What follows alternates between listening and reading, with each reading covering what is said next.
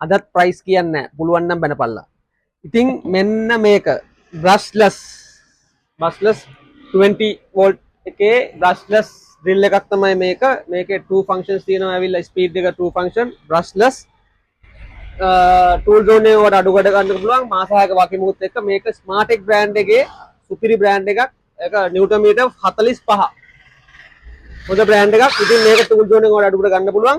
ඒ වගේම මෙන්න මේක 12 මේක 20 watts ස්මාර්ටෙක් බ්‍රෑන්ඩ් එකේ කෝඩ්ලස් ඩ්‍රිල් එකක්. මේක බ්‍රෂ් කෝඩ්ලස් ඩ්‍රිල් එකක්. මේකට බැටරි දෙකක් හම්බ වෙනවා. අරකට බැටරි දෙකක් හම්බ වෙනවා. මේකේ ස්පීඩ් එක 2 ෆන්ක්ෂන් ස්පීඩ් එක තියෙනවා 10 mm. ඉතින් ටූල් zone එක ඔයාලට මේකත් අඩුවට ගන්න පුළුවන්. ඒ වගේම මෙන්න මේකත් ස්මාර්ටෙක් බ්‍රෑන්ඩ් එකේ 12 watts